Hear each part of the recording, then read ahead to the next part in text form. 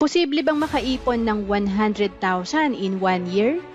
Yes na yes dahil ito ay more than 10 years ko nang ginagawa. Kaya kung nagawa ko, I'm sure kaya mo rin.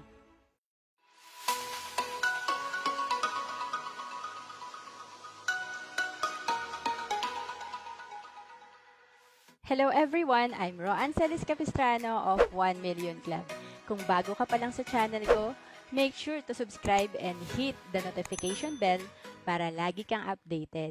Kaya naman pag-usapan natin ang 5 effective tips para makaipon ng 100,000 in 1 year. Kung kukumputin natin para makaipon ka ng 100,000, kailangan mo makaipon ng 8,334 kada buwan. Unang tip, upgrade your skills. Alam mo bang may dalawang category lang ang pag-spend natin ng oras? 3 hours of entertainment versus improving skills. Ang poor at middle class, nauubos ang oras sa entertainment kagaya ng panonood ng TV at paglalaro ng games. Pero alam mo bang pag gusto mong umasenso at makaipon ng mabilis, kailangan ginagamit mo ang oras mo sa pag-improve ng skills mo. Ang mayayaman ay mayayaman hindi dahil marami silang pera. Mayaman sila kasi patuloy sila sa pag-aaral at pag-improve ng kanilang skills. Ano nga bang ibig sabihin ng skill? The ability to do something well, expertise. Ang good news, marami ng paraan para mag-improve ang skill mo. Kagaya ng pag-aaral mo ng email marketing, vlogging, online business, baking. Kung may gusto kang i-improve sa sarili mo at gusto mo mag-upgrade ng skill mo, i-search mo lang ito sa YouTube or Google. Marami ding special course na mababa lang ang fee para maka-access ka. Ang target mo na 8,334 na ipon kada buwan ay maa-achieve mo basta simulan mo ito sa pag-improve ng sarili mo. Mas marami kang skills at kayang gawin, mas mataas ang income potential mo. Dahil kapag na-improve mo ang sarili mo, mas marami kang mabibigay na value sa iba. Ang pera ay dumarating sa atin kapag tayo ay may binigay na value. Kaya naman mapapansin mo sa isang kumpanya, mataas ang sweldo ng mga CEO kahit hindi sila mag-overtime dahil mataas ang value na binibigay nila sa kumpanya. Sila ang gumagawa ng mga major decisions na nakakaapekto sa isang company. Sila ang nag-iisip kung paano pa mag-grow ang company at paano pa mag-i-improve ang sistema nito. Again, kailangan mataas ang value na binibigay mo para tumaas din ang income mo. Simulan mo yan sa pag-improve ng iyong skills. Tip number 2, focus on high-level activities.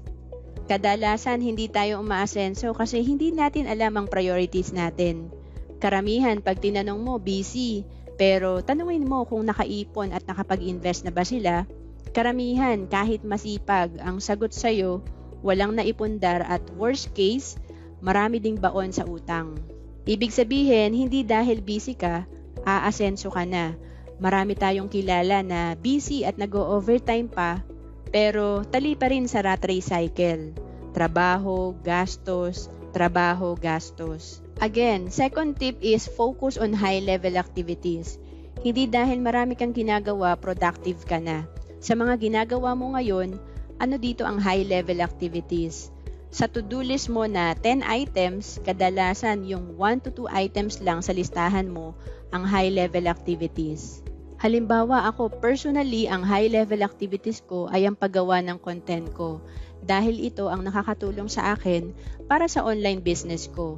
Ang low-level activities ko ay video editing, paglalaba at pagluto at admin works. Kaya naman ang focus ko kada week ay dapat may magawa akong 2 to 3 videos. Ang video editing ay pinapagawa ko sa iba, ang paglalaba at pagluluto ay hindi ko rin pinoproblema dahil pinapagawa ko din ito sa iba. Again, tatanungin kita, sa nasa to-do list mo, ano ang high-level activities mo? Mag-focus ka dito at i-outsource mo ang mga low-level activities. Ang iba, ang tawag nila sa high-level activities ay income-producing activities. Paalala lang na pinag-uusapan natin ay sa financial aspect ng buhay mo. Gusto din kitang i-remind na priority pa rin natin ang spiritual at second, ang pamilya. Una, love God, magbasa ng Bible at magdasal. Pangalawa ay maglaan ng oras sa pamilya. Tip number 3, magkaroon ka ng online business. Dahil pandemic, importante ang ginagawa mo ay online. Kung may full-time job ka, maghanap ka ng pwede mong gawing part-time at online.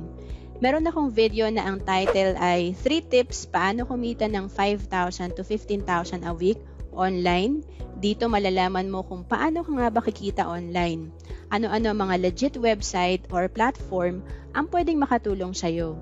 Ako personally, ang ginagawa ko ay online business bilang financial educator.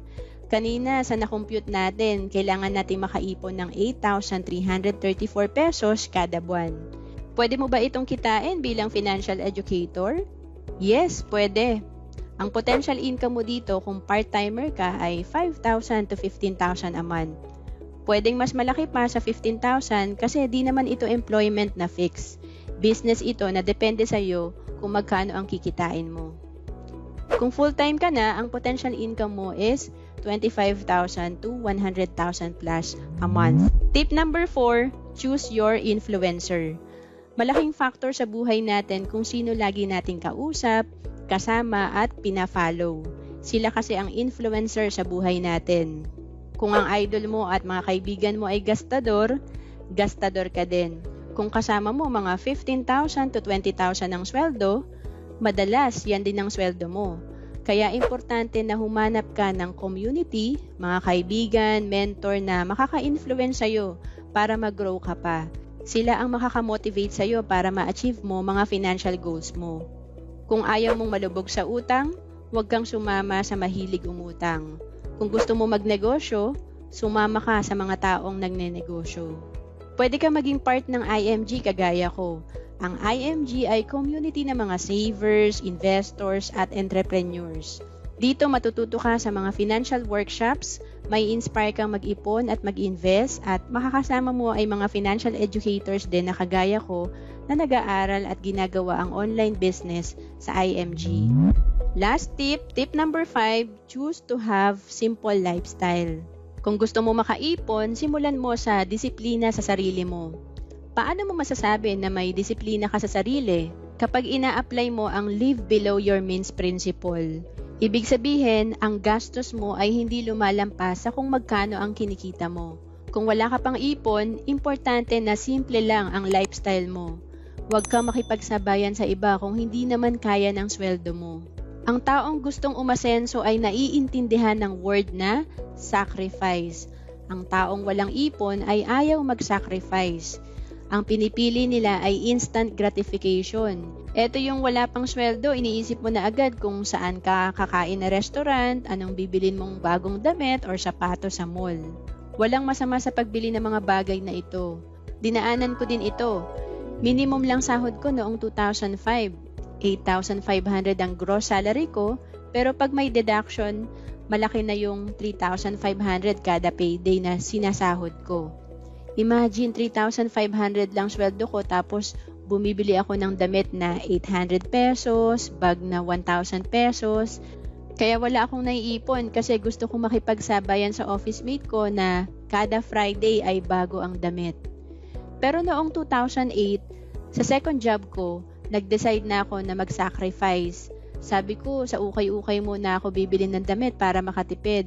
Dahil sa pagdisiplina ko sa sarili ko, nakaipon ako ng 2,000 a month hanggang sa naging 3,000 a month at sa last na work ko, nakakaipon ako ng 10,000 a month.